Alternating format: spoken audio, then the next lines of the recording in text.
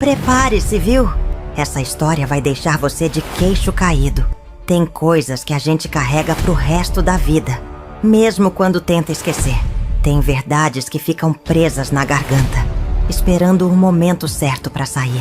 E tem segredos que, quando vêm à tona, abalam tudo o que parecia sólido.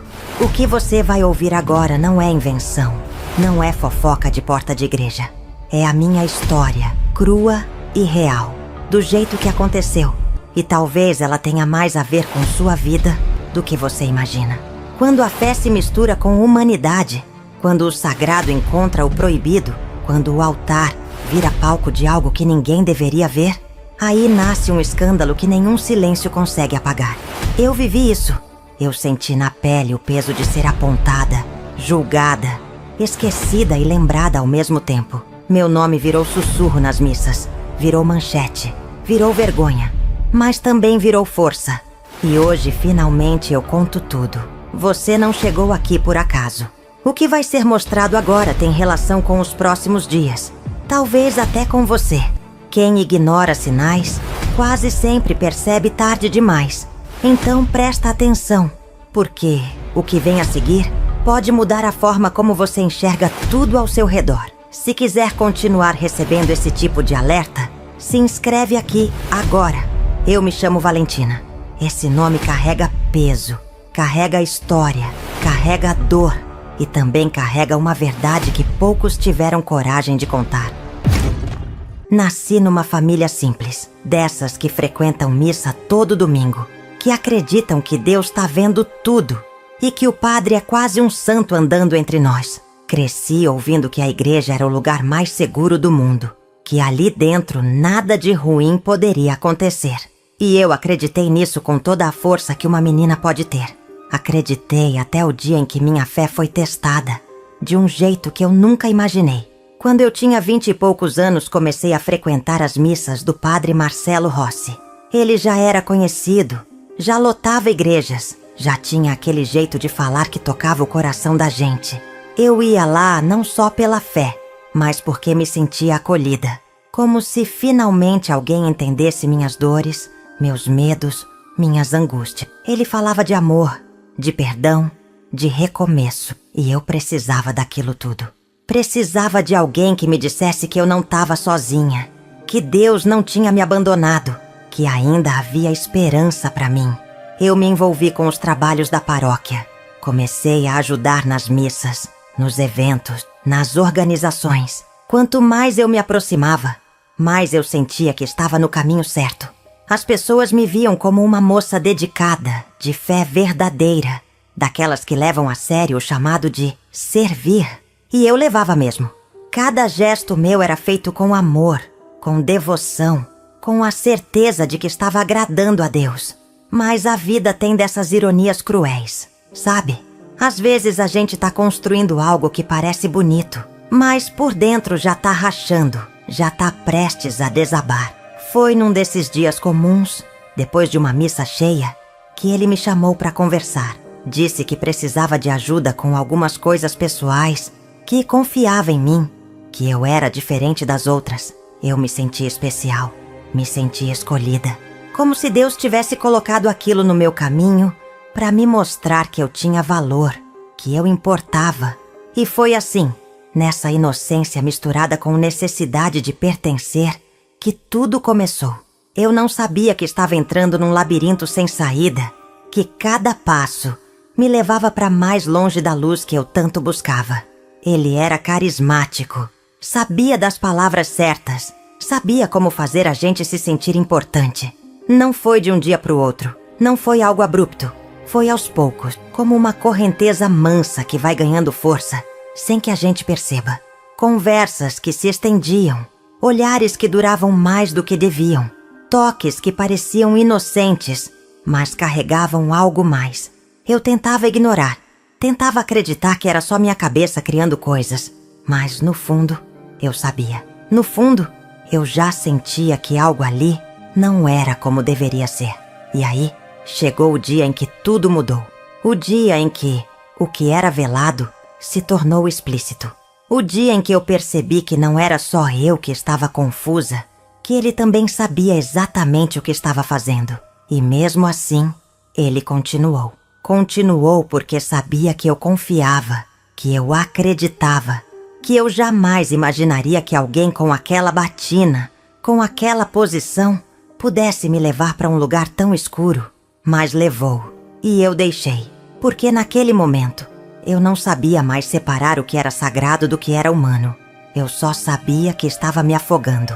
O que você faria se descobrisse que a pessoa em quem mais confia esconde algo que vai contra tudo o que ela prega? Conta aqui embaixo como você reagiria diante de uma situação dessas. Quero saber sua visão sobre isso. Os meses que se seguiram foram os mais confusos da minha vida. Eu vivia numa montanha-russa de emoções que não conseguia controlar.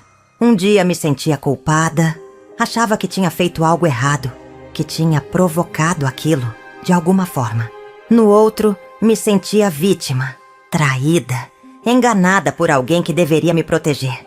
E tinha dias em que eu simplesmente não sentia nada, como se meu corpo e minha alma tivessem se desconectado para não sentir a dor que era grande demais para caber dentro de mim. Eu tentava seguir com a rotina, ir nas missas, sorrir para os outros, fingir que estava tudo bem, mas por dentro eu estava despedaçada. Ele continuava sendo o mesmo padre querido, o mesmo que lotava igrejas, o mesmo que falava de amor e misericórdia. E eu era só mais uma entre tantas que estavam ali, batendo palma, cantando, chorando de emoção. Mas o que ninguém sabia é que, nos bastidores, longe dos olhos de todos, as coisas eram bem diferentes. Ele me procurava, dizia que eu era especial, que aquilo que havia entre nós era único, que Deus entendia que não era pecado quando havia amor. E eu, perdida, confusa, sem saber em quem confiar, acreditava. Porque quando você é manipulado por alguém que tem poder sobre sua fé, você perde a capacidade de enxergar a verdade. Comecei a me isolar. Meus amigos percebiam que algo estava diferente, mas eu sempre dava desculpas. Dizia que estava cansada, que estava passando por um momento difícil, que logo melhoraria. Mas não melhorava. Cada dia que passava, eu me afundava mais. Me afundava na culpa, na vergonha, no medo de ser descoberta, de ser julgada, de ser exposta. Porque eu sabia que se aquilo viesse à tona, ninguém ia acreditar em mim. Iam dizer que eu estava mentindo, que eu queria aparecer, que eu estava tentando destruir a imagem de um homem de Deus. E eu não tinha forças para enfrentar isso. Teve um dia que eu quase desisti de tudo. Quase desisti de viver, de lutar, de acreditar que ainda podia haver alguma luz no fim daquele túnel. Eu estava sozinha no meu quarto, olhando para o teto, me perguntando como é que eu tinha chegado naquele ponto. Como é que uma menina cheia de fé, cheia de sonhos, cheia de vontade de fazer o bem, tinha se transformado naquela mulher, quebrada, sem rumo, sem esperança. E foi nesse momento, no fundo do poço, que algo dentro de mim acordou. Uma voz pequena, quase imperceptível, mas firme. Uma voz que dizia: "Isso não pode continuar assim." Eu decidi que precisava falar. Precisava tirar aquilo de dentro de mim antes que me consumisse por completo. Mas com quem? Quem ia acreditar em mim?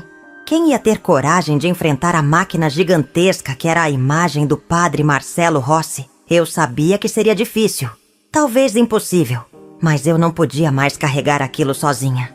Não podia mais fingir que estava tudo bem, enquanto por dentro eu estava morrendo aos poucos. Então comecei a escrever.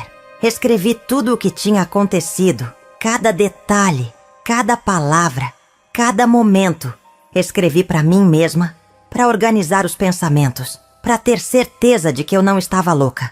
E quando terminei de escrever, quando li tudo de novo, vi com clareza o que tinha acontecido. Vi que eu não era culpada. Vi que eu tinha sido manipulada, usada, descartada como se não fosse nada. Vi que aquele homem, que tantos idolatravam, era tão humano e falho quanto qualquer um de nós. E que a batina não fazia dele um santo, fazia dele apenas um homem vestido de padre. Um homem que usou sua posição, sua influência, sua fé para tirar vantagem de alguém vulnerável. E isso não podia ficar impune. Não podia ser esquecido. Não podia ser varrido para debaixo do tapete como se nunca tivesse acontecido. Se você estivesse no meu lugar, tendo essa certeza, mas sabendo do risco de falar, teria coragem de seguir em frente? Me diz nos comentários se você acha que vale a pena lutar por uma verdade que pode te destruir antes de te libertar. Tomar a decisão de falar foi uma coisa, mas fazer isso de fato foi outra totalmente diferente. Eu sabia que a partir do momento em que eu abrisse a boca, não haveria volta. Minha vida mudaria para sempre. Eu seria exposta, atacada, julgada. Mas o que mais me doía não era isso. Era saber que, mesmo contando a verdade, muita gente não ia acreditar. Porque a verdade, por mais dolorosa que seja, muitas vezes perde para a imagem que as pessoas querem manter. E a imagem do Padre Marcelo era intocável. Pelo menos era o que todos pensavam. Comecei procurando alguém da própria igreja. Alguém em quem eu pudesse confiar. Achei que, sendo um problema interno, deveria ser resolvido ali dentro. Marquei uma conversa com um dos coordenadores da paróquia. Um homem mais velho, que sempre pareceu justo e sensato. Contei para ele com a voz tremendo, com as mãos suadas, com o coração quase saindo pela boca. Contei tudo. Cada palavra saía como se fosse uma faca cortando minha garganta. E quando terminei, esperei. Esperei por acolhimento, por justiça, por algum tipo de ação. Mas o que eu recebi foi silêncio. Um silêncio pesado, incômodo, que dizia mais do que qualquer palavra. Ele me olhou com uma mistura de descrença e desconforto. Disse que aquilo era muito sério, que não podia simplesmente acusar um padre sem provas concretas. Que eu precisava ter certeza do que estava dizendo. Certeza? Eu tinha certeza. Cada segundo daquilo estava gravado na minha memória como fogo na pele. Mas eu percebi naquele momento que não adiantava. Ele não ia fazer nada. Ninguém ia fazer nada. Porque proteger a instituição era mais importante do que proteger uma mulher. Proteger a imagem era mais importante do que proteger a verdade. E eu saí dali sabendo que, se quisesse justiça, teria que buscar fora daqueles muros. Foi quando decidi ir à imprensa. Eu sabia que era arriscado, que ia virar um escândalo, que minha vida ia ser revirada de ponta cabeça. Mas eu não tinha mais nada a perder. Procurei um jornalista conhecido por investigar casos polêmicos, casos que envolviam figuras públicas. Ele me ouviu com atenção, fez perguntas, pediu detalhes. E pela primeira vez, eu senti que alguém estava realmente me ouvindo. Alguém estava levando minha dor a sério. Mas ele também foi honesto comigo. Disse que seria difícil, que o Padre Marcelo tinha uma legião de seguidores, que muita gente ia me atacar, que eu precisava estar preparada para a guerra. E eu disse que estava. Porque, naquele ponto, eu não era mais a Valentina frágil e perdida. Eu era a Valentina que tinha decidido lutar. A matéria saiu algumas semanas depois. E foi como se uma bomba tivesse explodido. O título era chocante, direto, impossível de ignorar. E meu nome, que antes era desconhecido, virou manchete. Valentina. A mulher que acusou o Padre Marcelo Rossi. A mulher que ousou falar. A mulher que muitos chamaram de mentirosa, de oportunista, de louca. Mas também a mulher que outros reconheceram como corajosa, como vítima, como alguém que estava fazendo o que era certo, mesmo sabendo do preço que ia pagar. E o preço foi alto, muito alto. Minha vida virou um inferno. Receber ameaças, xingamentos, mensagens de ódio. As pessoas me paravam na rua para gritar comigo, para me chamar de coisas horríveis. Perdi amigos, perdi a família que achava que ia me apoiar. Perdi a paz que já era tão difícil de encontrar. Mas também recebi mensagens de apoio. Mensagens de outras mulheres que tinham passado por coisas parecidas, que nunca tiveram coragem de falar, mas que viam em mim a força que elas não tinham. E essas mensagens, mesmo sendo poucas no meio de tanto ódio, me davam razão para continuar. Me lembravam que eu não estava fazendo aquilo só por mim.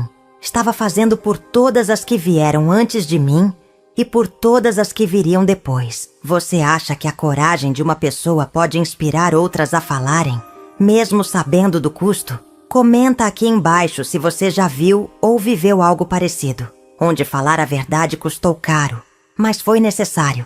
O escândalo tomou proporções que eu nunca imaginei. Não era mais só sobre mim e ele. Era sobre fé, sobre poder, sobre abuso, sobre uma instituição que historicamente abafou vozes como a minha. As redes sociais pegaram fogo. Uns me defendiam com unhas e dentes, outros me crucificavam virtualmente como se eu fosse a pior pessoa do mundo.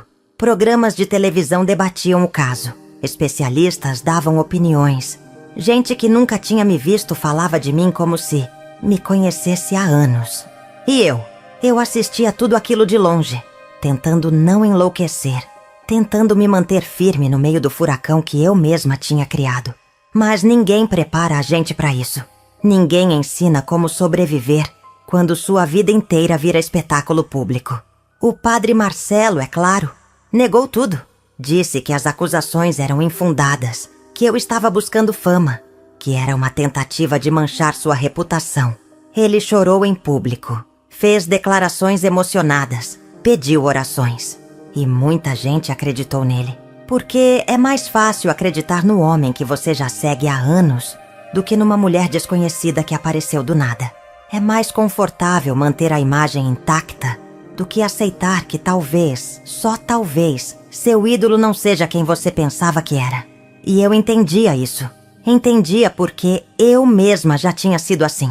Já tinha colocado pessoas em pedestais, já tinha me recusado a ver os defeitos porque queria acreditar na perfeição.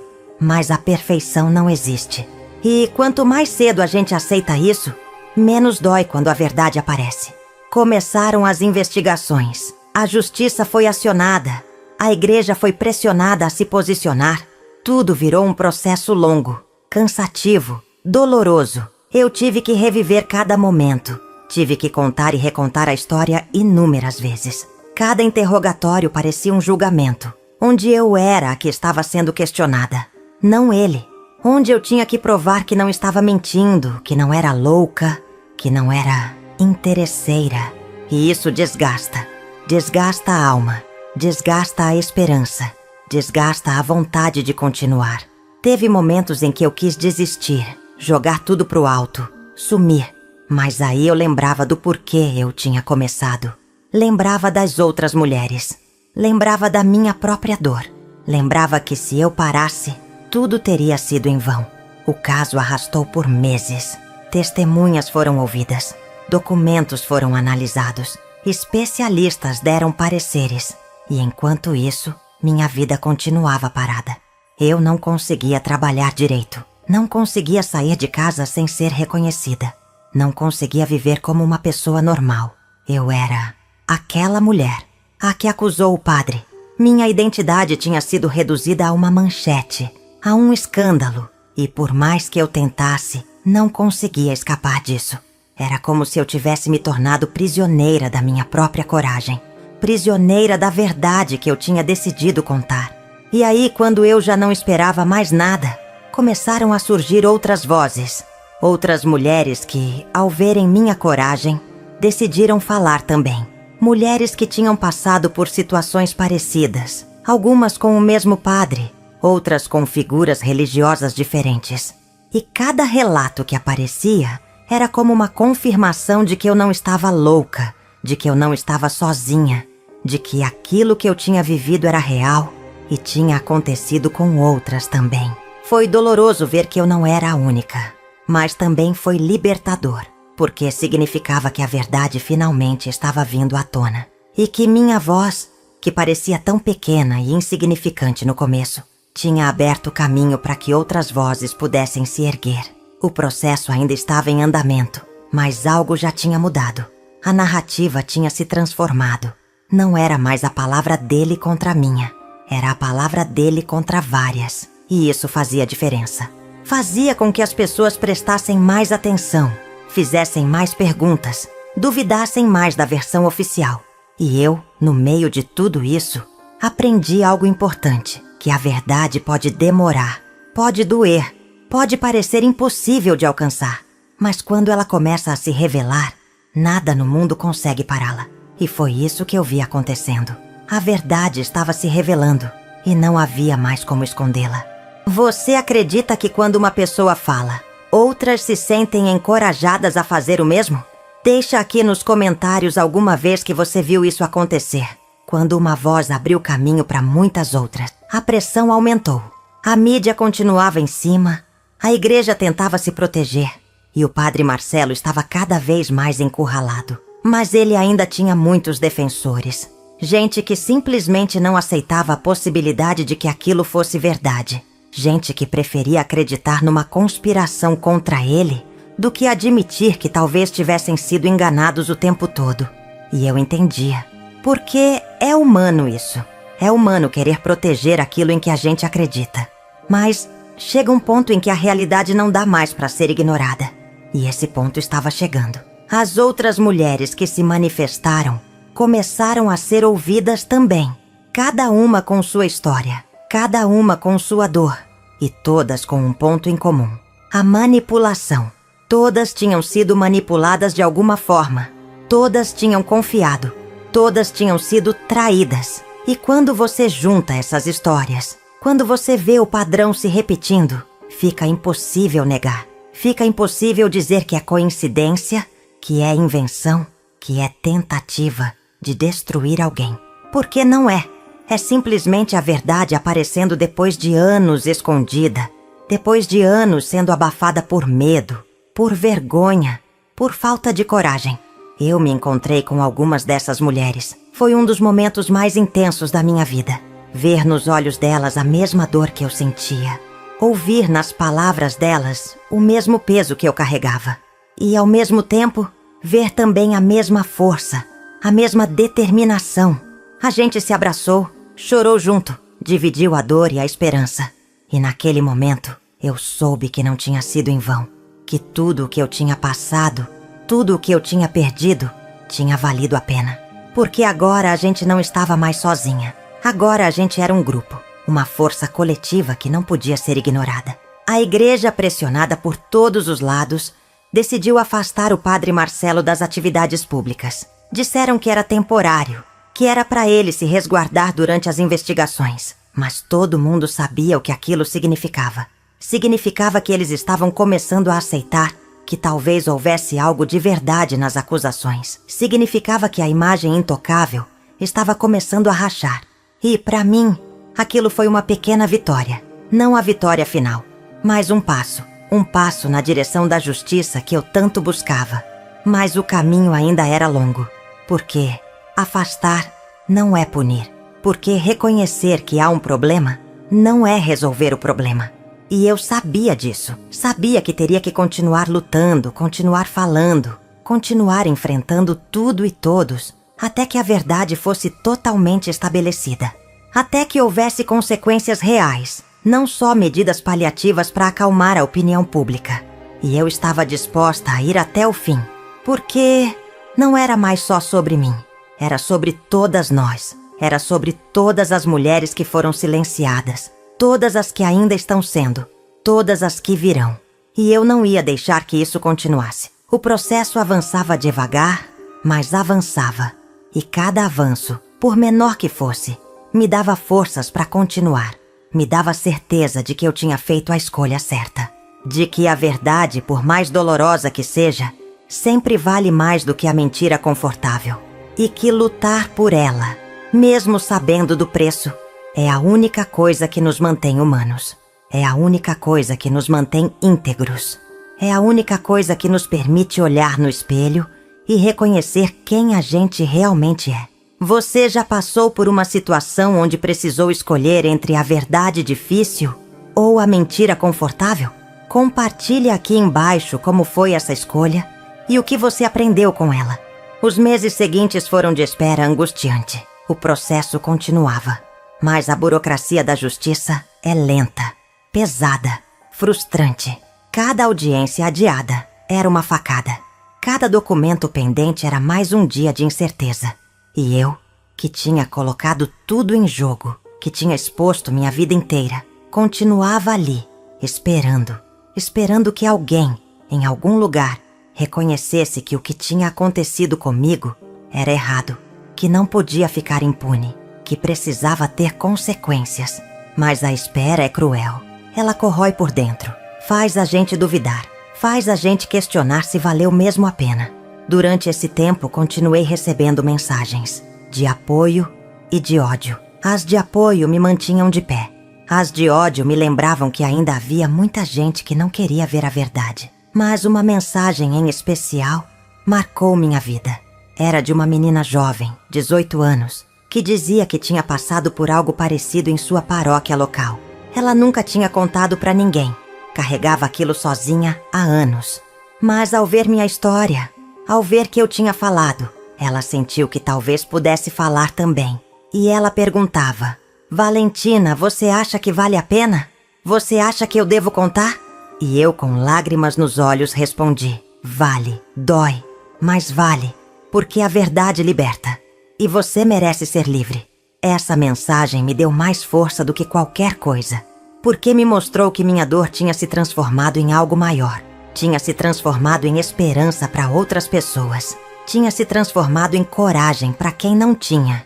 E isso era mais poderoso do que qualquer vitória judicial, porque significava que eu tinha conseguido fazer diferença na vida de alguém, que minha voz tinha ecoado além do meu próprio caso e que outras vozes estavam começando a se juntar à minha. Finalmente, depois de tanto esperar, veio a primeira sentença. Não foi o que eu esperava.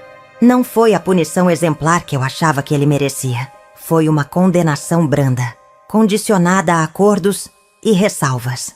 E quando eu ouvi aquilo, uma parte de mim desabou, porque parecia que, mesmo com tudo o que eu tinha feito, mesmo com todas as provas, mesmo com todas as outras vozes, ainda não era suficiente.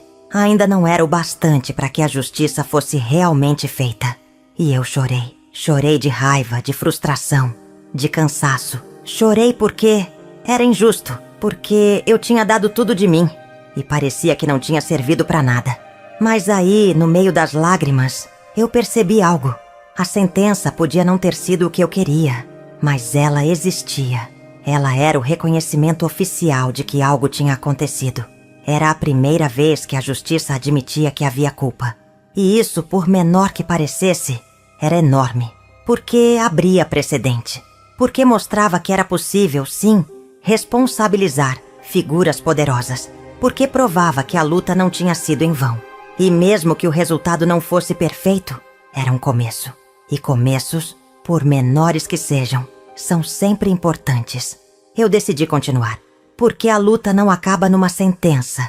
A luta continua enquanto houver injustiça, enquanto houver mulheres sendo silenciadas, enquanto houver homens usando sua posição de poder para abusar de quem confia neles. E eu sabia que minha história, nossa história, não ia parar ali.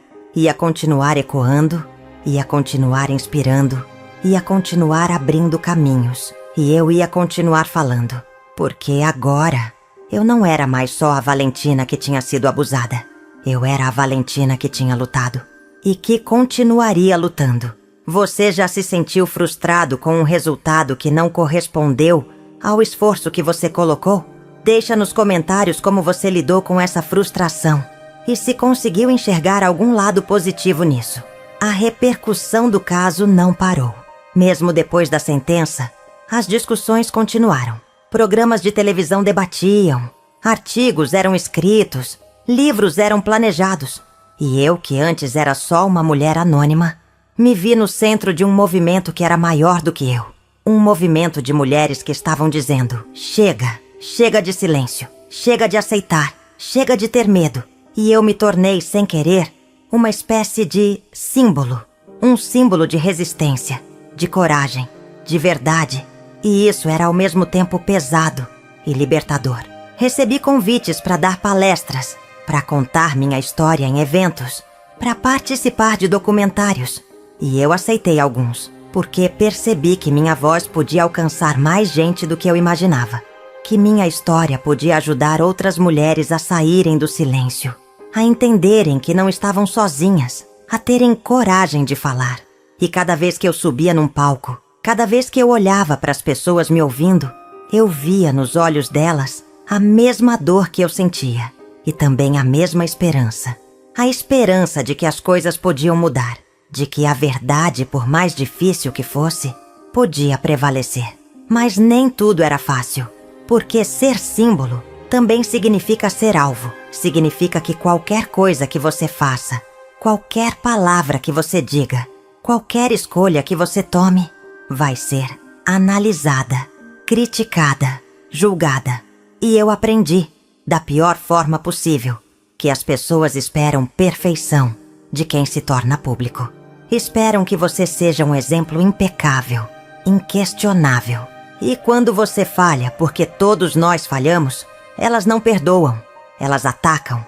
E isso dói. Dói porque você já deu tanto de si, já expôs tanto, e ainda assim, nunca é suficiente. Houve momentos em que eu quis desistir de tudo, quis voltar pro anonimato, pra vida simples que eu tinha antes de tudo isso acontecer. Mas aí eu lembrava, não dá mais pra voltar. Porque uma vez que você fala tentar novamente, dá continuê à verdade. Uma vez que você tira o véu de coisas que estavam escondidas, você não pode mais fingir que não sabe. Você não pode mais viver como se nada tivesse acontecido. E eu tinha escolhido esse caminho. Tinha escolhido falar. Tinha escolhido lutar. E agora, tinha que arcar com as consequências, boas e ruins, todas elas. Com o tempo, aprendi a lidar melhor com a exposição. Aprendi a filtrar as críticas, a separar o que era construtivo do que era só ódio gratuito. Aprendi a me proteger sem me fechar completamente. E aprendi, principalmente, que minha história não era só minha. Ela pertencia a todas as mulheres que se viam nela. E isso me dava responsabilidade, mas também me dava propósito, me dava razão para continuar, mesmo nos dias mais difíceis. O padre Marcelo, depois de tudo, sumiu da mídia por um tempo. Dizem que ele se retirou, que foi para um convento longe, que estava em processo de reflexão. Mas eu sabia que aquilo era só estratégia. Era só esperar a poeira baixar para depois tentar voltar, reconstruir a imagem, reconquistar os fiéis. Porque é assim que funciona. O tempo apaga as memórias inconvenientes. As pessoas esquecem.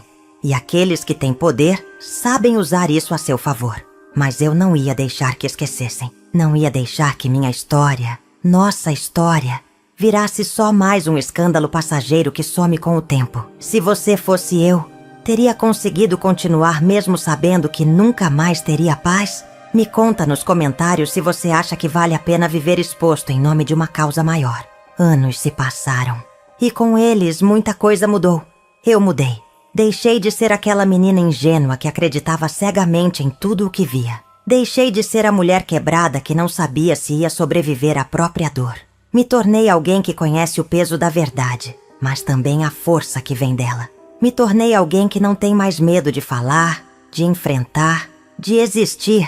E isso ninguém tira de mim. Ninguém apaga. A sociedade também mudou. Não completamente, não do jeito que eu gostaria, mas mudou. As conversas sobre abuso, sobre poder, sobre manipulação dentro de instituições religiosas se tornaram mais comuns. Mais mulheres passaram a denunciar. Mais casos vieram à tona. E cada vez que eu via uma nova história sendo contada, cada vez que eu via uma nova mulher tendo coragem de falar, eu sentia um misto de tristeza e esperança. Tristeza porque significava que o problema era maior do que eu imaginava. Esperança porque significava que o silêncio estava sendo quebrado. E que talvez as próximas gerações não precisassem passar pelo que eu passei. Eu continuei recebendo mensagens. Até hoje recebo. De mulheres, de homens, de jovens, de velhos. Gente que me agradece por ter falado. Gente que diz que minha história mudou a vida deles de alguma forma. E tem também aqueles que ainda me xingam, que ainda me chamam de mentirosa, de aproveitadora. Mas esses não me afetam mais como antes, porque eu sei a minha verdade. Eu sei o que vivi. E não preciso que todo mundo acredite em mim para que isso seja real. O padre Marcelo tentou, como eu imaginei, voltar aos poucos. Não com a mesma força de antes, mas voltou. Fez algumas aparições discretas, deu algumas entrevistas controladas, começou a reconstruir sua base de seguidores e muita gente o acolheu de volta. Muita gente escolheu esquecer, escolheu perdoar, sem que ele tivesse realmente se responsabilizado. E isso me doeu. Me doeu ver que, mesmo depois de tudo, ainda havia espaço para que ele continuasse, enquanto eu carregaria para sempre as marcas do que ele fez. Mas isso também me ensinou algo, que justiça nem sempre vem da forma que a gente espera. Às vezes ela vem de formas pequenas, silenciosas, lentas, e às vezes ela simplesmente não vem. Mas a vida continua, e eu aprendi a viver com isso. Aprendi que nem toda batalha termina com uma vitória clara. Às vezes você luta e perde. Às vezes você luta e empata. E às vezes você luta e ganha. Mas o prêmio não é o que você esperava. O importante, eu descobri, não é sempre vencer. É não se calar. É não desistir. É continuar de pé. Mesmo quando tudo ao seu redor desaba. E eu continuei de pé. Continuo até hoje. Hoje, olho para trás e vejo tudo o que passei. Vejo a dor, vejo a luta, vejo as perdas. Mas também vejo as conquistas. Vejo as mudanças. Vejo as vidas que foram tocadas. E sei que, se tivesse que escolher de novo, eu escolheria falar. Escolheria lutar. Porque o silêncio mata mais do que qualquer exposição. O silêncio destrói mais do que qualquer julgamento. E eu prefiro viver com as cicatrizes da luta do que com o peso do silêncio. Porque as cicatrizes curam. O silêncio não. Olhando para trás na sua vida, tem alguma escolha difícil que você fez e que, mesmo com todo o sofrimento, você faria de novo? Divide isso aqui nos comentários, quero saber o que te marcou para sempre. Hoje, quando olho no espelho, vejo uma mulher que sobreviveu. Não só ao abuso, mas a tudo o que veio depois. Ao julgamento, ao ódio, à exposição, à solidão. Vejo uma mulher que perdeu muita coisa, mas que ganhou algo que ninguém pode tirar. A própria voz, a certeza de que pode falar e que isso importa. E isso, para mim, vale mais do que qualquer sentença judicial. Mais do que qualquer pedido de desculpas. Mais do que qualquer reconhecimento público. Porque é meu, é real, é verdadeiro.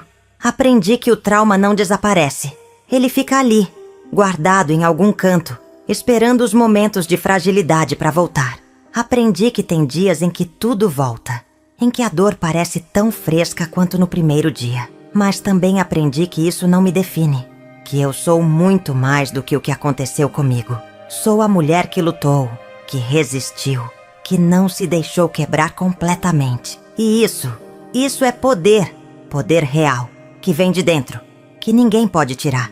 Continuei trabalhando com outras vítimas. Criei um grupo de apoio, onde mulheres que passaram por situações parecidas podem se encontrar, conversar, dividir a dor e a cura. E ver essas mulheres se fortalecendo, se descobrindo, se reconstruindo, é uma das coisas que mais me dá alegria.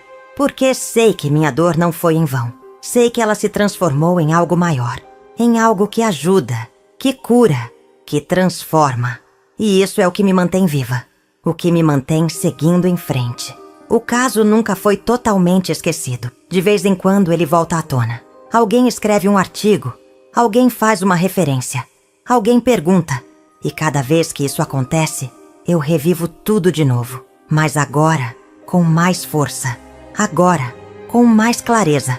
Agora, sabendo que aquilo não me destruiu, me transformou.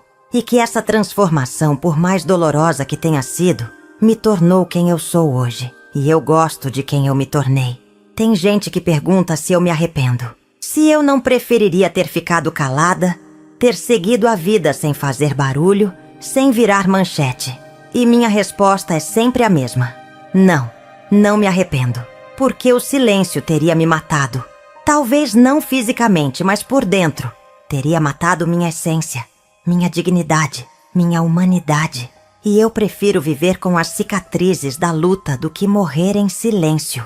Prefiro ser a Valentina que falou, que enfrentou, que sobreviveu, do que a Valentina que calou, que se escondeu, que desapareceu. Minha história não tem um final feliz tradicional. Não tem aquele momento em que tudo se resolve, em que o vilão é punido e a vítima vive feliz para sempre. A vida real não funciona assim. Mas tem algo melhor que isso. Tem a verdade, tem a liberdade, tem a certeza de que eu fiz o que era certo, mesmo sabendo do preço. E tem a esperança de que minha história, junto com tantas outras, vai fazer com que a próxima geração não precise passar pelo que eu passei. Que as meninas de amanhã cresçam, sabendo que podem falar, que podem lutar, que podem vencer. E isso, pra mim, é tudo. Se você pudesse dar um conselho pra alguém que está passando por algo parecido, que está com medo de falar, o que você diria? Deixa aqui nos comentários sua mensagem pra quem precisa de coragem hoje. Você ouviu minha história. A história que muitos quiseram calar, que muitos tentaram apagar, que muitos fingiram que não existia. Mas ela está aqui, real, crua, dolorosa, mas verdadeira. E agora você precisa se perguntar: e você? Você está carregando alguma verdade que precisa ser dita? Está calado por medo do que vão pensar, do que vão dizer, de como vão reagir? Porque eu te digo uma coisa: o medo é real, mas o silêncio mata mais. O silêncio corrói por dentro, destrói aos poucos, apaga quem você realmente é. Quantas histórias como a minha ainda estão escondidas? Quantas mulheres, quantos homens, quantas crianças ainda carregam segredos que deveriam ser gritos? Quantas instituições, quantas figuras de poder, quantas pessoas intocáveis continuam fazendo o que sempre fizeram porque ninguém tem coragem de falar? E até quando? Até quando vamos aceitar que a imagem é mais importante que a verdade? Até quando vamos proteger os poderosos e calar os vulneráveis? Até quando vamos fingir que tá tudo bem quando não está?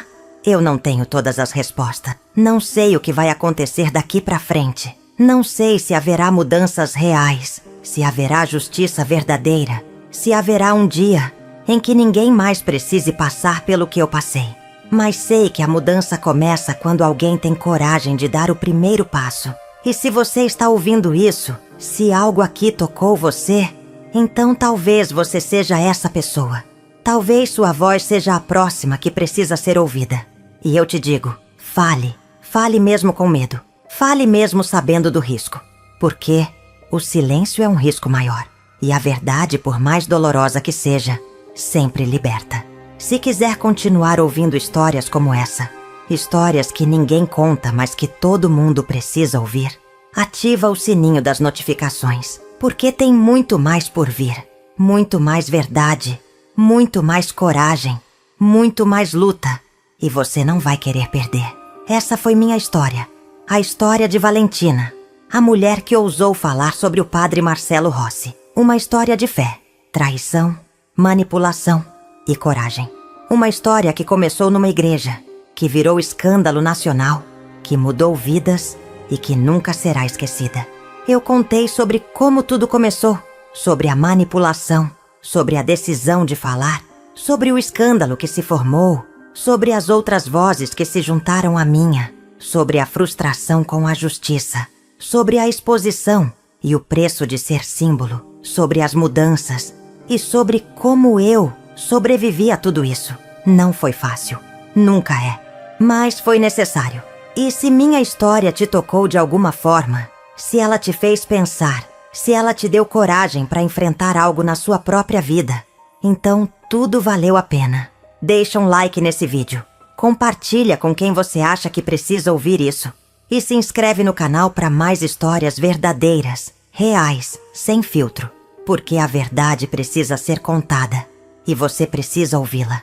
Vou deixar aqui no final outro vídeo que vai te impactar tanto quanto esse. Não deixa de assistir. E obrigada por ter me ouvido até aqui, por ter dado voz à minha história, por não ter desviado o olhar. Um beijo no coração de cada um de vocês e até o nosso próximo vídeo. Tchau, tchau!